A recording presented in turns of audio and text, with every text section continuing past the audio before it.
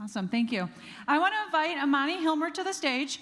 As we've been continuing introducing different characters through Black History Month, Imani's going to come to the stage and we are going to talk about Maya Angelou this morning.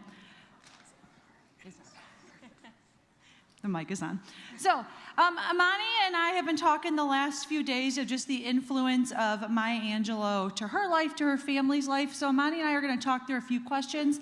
But first, Imani, just who is Maya Angelou? Can you give some facts about her, of just who she is to you and to your family? Okay, so Maya Angelou was an activist, a poet, an actress, a singer, and a writer. She was born in St. Louis, Missouri in 1928. She's well known for her work in I Know Why the Caged Bird Sings, which is one of her autobiographies. She was a Christian. She wrote 7 autobiographies, and she was a recipient of the Presidential Medal of Freedom Award in 2011. And what was some of just her biggest impact on history?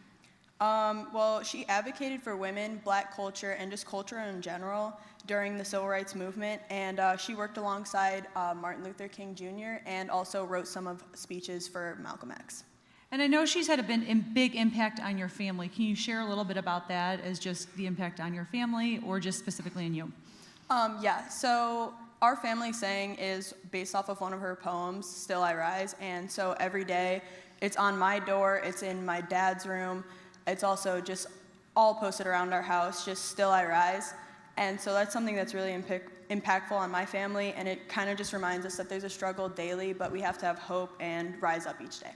So we decided we wanted to read a little bit about that, read a little bit of her poem to you guys. Do you want a copy? I have. Oh, perfect. Okay, so we're going to read just 4 parts of that poem for you. Go ahead. Okay, so the first one that I want to read is my favorite part personally, and it's just like moons and like suns with certainty of tides, just like hope springing high, still I'll rise.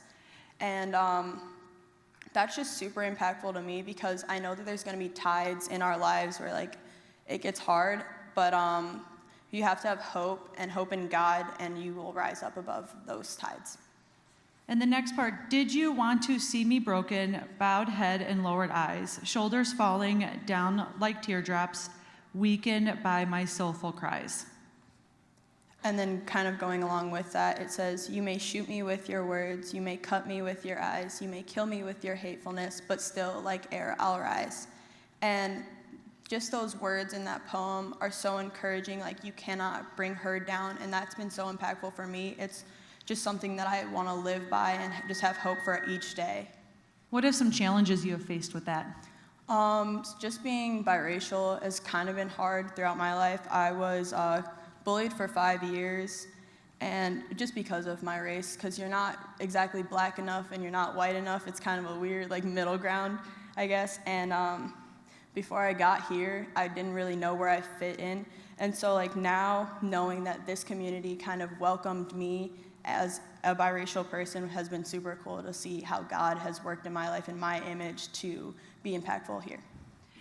In that poem, you continue to talk about, or she continues to talk about, still I'll rise, and just what that hope is. What is the hope in your life, and where have you seen that personally and in that global community?